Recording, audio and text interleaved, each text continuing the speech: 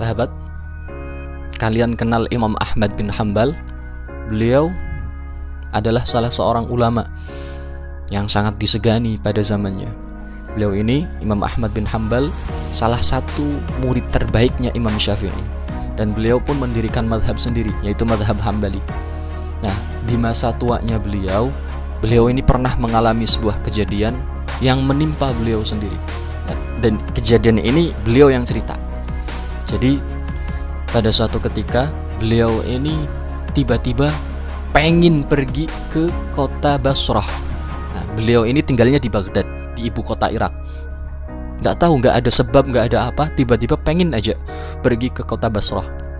Akhirnya beliau pun memutuskan untuk pergi sendiri, berjalan dari kota Baghdad ke kota Basrah. Dan beliau sudah sepuh saat itu. Sampai di kota Basrah waktu Isya, beliau pun melakukan sholat Isya berjamaah di sebuah masjid. Usainya sholat Isya, beliau berniat untuk istirahat di masjid tersebut. Tiba-tiba begitu beliau pengen istirahat, beliau didatangi sama si marbot masjid itu. Si marbot bilang, "Wahai Syekh, ngapain di sini?" Nah, perlu kalian ketahui juga, Syekh ini, kalimat Syekh ini bisa digunakan untuk dua. Yang pertama untuk manggil orang tua, dan yang kedua untuk memanggil orang yang alim berilmu. Tapi si marbot ini manggil Syekh kepada Imam Ahmad karena si marbot ini ngelihat beliau sebagai orang tua. Dia nggak kenal siapa yang ada di hadapannya. Memang karena pada zaman itu kan belum ada foto, belum ada HP, belum ada Facebook, WhatsApp, dan lain-lainnya.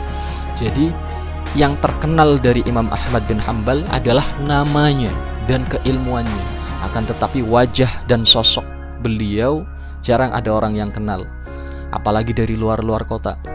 Kalau di Baghdad memang tempat beliau terkenal. Siapa yang nggak kenal Imam Ahmad? Seorang ulama besar, ahli hadis, hafal sampai jutaan hadis, wara', zuhud, dan lain sebagainya. Semuanya kenal Imam Ahmad di Baghdad. Tapi kalau di luar Baghdad nanti dulu. Makanya si marbot masjid ini bilang sama Imam Ahmad, "Ngapain Syekh kamu di sini?" Dijawab sama Imam Ahmad, "Saya mau tidur, saya mau istirahat di sini, saya musafir, capek." Kata si marbot, ini marbot garang ini. Dia bilang, "Oh, nggak boleh, kamu nggak boleh tidur di sini, nanti ngotorin masjid. Keluar kamu." Diusir Imam Ahmad keluar masjid. Akhirnya beliau pun dikeluarkan dari masjid itu. Di teras masjid, akhirnya Imam Ahmad pun tidur di situ, istirahat di situ, berbaring di situ. Gak lama kemudian datang lagi si marbot ini, tanya, "Syekh, ngapain lagi di sini? Saya mau istirahat, saya musafir, saya capek." Gak boleh di dalam masjid, juga gak boleh di teras masjid. Akhirnya dengan sangat kasar Imam Ahmad ini diseret keluar masjid sampai ke jalanan. Kasihan Imam Ahmad saat itu. Nah, pada saat kejadian itu ternyata ada yang melihat, orang yang rumahnya ada di samping masjid. Dia ngelihat kejadian itu, dari mulai Imam Ahmad diusir dari dalam masjid ke teras masjid, diseret dari teras sampai ke jalan masjid. Ini dilihat sama tetangga masjid ini, yang kebetulan tetangga itu adalah seorang penjual roti. Nah, Imam Ahmad dipanggil sama penjual roti ini, "Wahai Syekh, kalau kamu pengen menginap, aku punya tempat kecil. Kalau kamu mau nginap di sini." Ya mau nggak mau, akhirnya Imam Ahmad nginap di dalam rumah si penjual roti. Nah, di dalam rumah itu Imam Ahmad ngajak ngobrol. Cuman si penjual roti ini nggak terlalu respon sama Imam Ahmad. Dia hanya menjawab kalau Imam Ahmad bicara, selebihnya dia tetap sibuk dengan pekerjaan dia. Ada satu hal yang diamati oleh Imam Ahmad.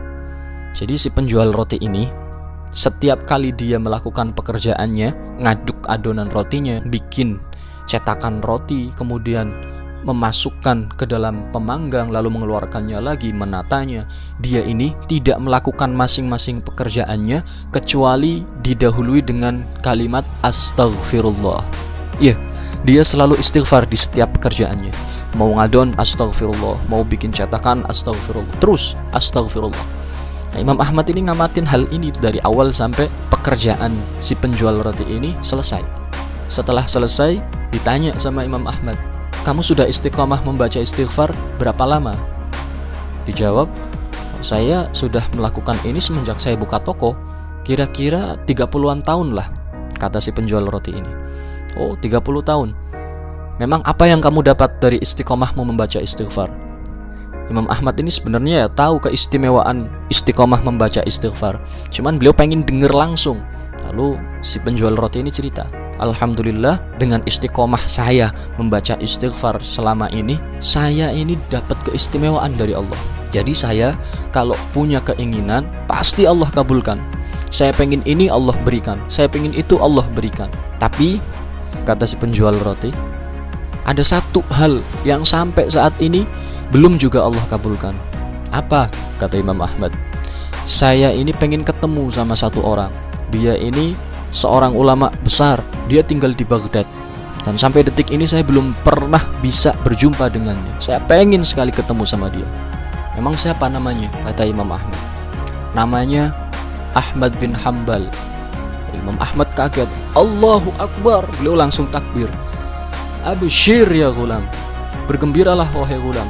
Ternyata Allah menggerakkan hatiku untuk berjalan jauh dari Baghdad sampai ke Basrah, lalu kemudian dipaksa diseret dari dalam masjid ke teras masjid, diseret dari teras ke jalan masjid, itu hanya untuk bisa menemui kamu. Lah, memang siapa Anda? Saya Imam Ahmad bin Hanbal. Wah, akhirnya orang ini pun berpelukan dengan Imam Ahmad bin Hanbal. Sebuah keajaiban yang terjadi akibat keistiqomahan seseorang dalam melakukan istighfar. Dan memang keistimewaan istighfar ini sangat banyak sekali sahabat.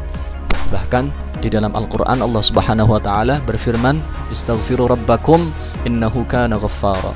Beristighfarlah kepada Tuhan kalian, karena sesungguhnya Tuhan kalian itu Maha Pengampun, Maha memberikan maaf.